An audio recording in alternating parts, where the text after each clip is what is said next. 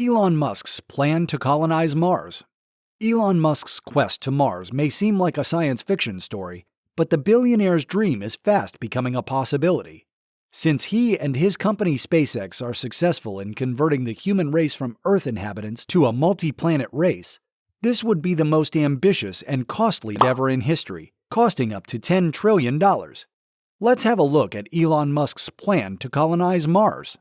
Hey guys, what's up? Welcome back to Success Tank.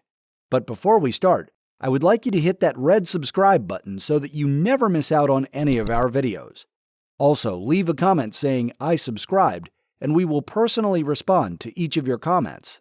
The massive glinting steel rocket exploded on landing after touching an altitude of 12.5 kilometers, executing a flip, and returning to its launch pad on Tuesday, December 10, 2 days after SpaceX's Starship launch was canceled 1.3 seconds before the liftoff. Elon Musk, the founder of SpaceX, said the test flight would crash 2 out of 3 times a week before this. He tweeted, "Mars, here we come," in a fit of ecstasy. SpaceX was also working on 2 newer designs until the demise of its biggest production spacecraft. Musk, who has single-handedly reinvigorated spaceflight, believes that it is all about quickly moving, improving from failures, and improving technologies on the move, creating things that haven't even been invented yet and engineering approaches that will enable him to achieve his goals. Many things could go wrong with Starship, as SpaceX realized. The first 2 Starships, after all, blew up. But that is the definition. SpaceX engineers face the daunting task of moving the world's biggest spacecraft and rocket out of Earth's gravity and into space whilst guaranteeing it can land and travel again regularly. Musk believes that the best way to do this is by trial and error, going closer and closer to the perfect concept each time. SpaceX hopes to fly 3 Starship rockets a day, each with a 100-ton payload in the future. Anytime their planetary orbits sync, or every 26 months, a 1,000 Starship fleet could transport approximately 100,000 people to Mars. All of this adds up to the golden number Musk keeps mentioning, which probably is 1 million. That is the number of people he thinks would be needed to make the population of Mars sustainable and distinct from that of Earth. More precisely, he reports that many people are needed to rebuild Earth's entire manufacturing base, allowing them to construct, produce, or process something without depending on the planet. Musk is motivated by a desire to see humans evolve into a multi-planetary civilization, which he feels is critical to our future. He pontificates, "If something goes wrong with planet Earth, that's it. It's game over." Musk soon realized that pushing something out of Earth's orbit was prohibitively costly as he set out to realize his dream of colonizing Mars. For every particular mission, NASA used to pay $94,996 per kilogram of weight. Any space shuttle flights cost more than $500 million, and booster rockets were scrapped after getting a space shuttle into orbit and falling into the water.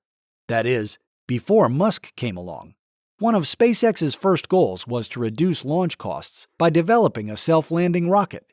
SpaceX successfully landed a rocket in 2016, 12 years after it was created, after several crashes and burns.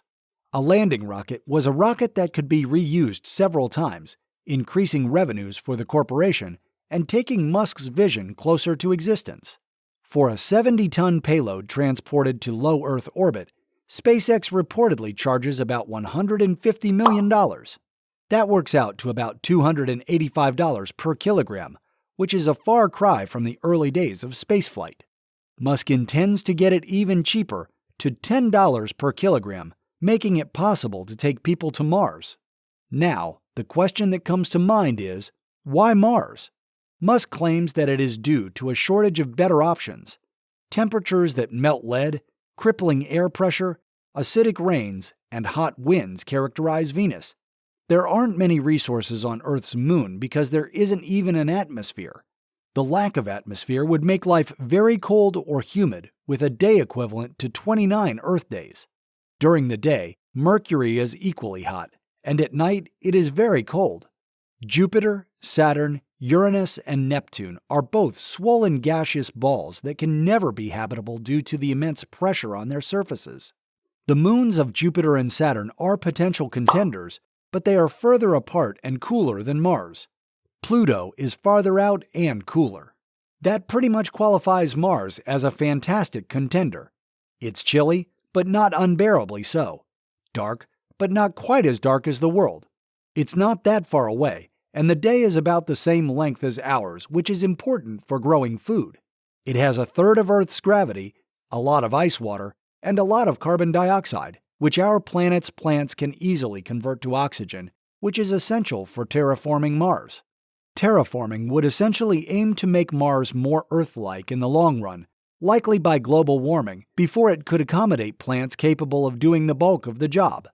This is an extremely interesting time to be alive, and we'll all be watching with bated breath over the next few years when the potential for Earth 2.0 begins to emerge. The proposed cost of a ticket to Mars is set to be about $250,000. The idea is that you will sell your home and buy yourself a new life on Mars if Musk's timeline is successful. This brings us to the end of our video. I hope you enjoyed it. Hit like if you did, and don't forget to subscribe to our channel so that you don't miss any of our videos in the future. Also, watch the 2 videos that are on your screen because I'm sure you'll love them. With that, I'll see you in the next video.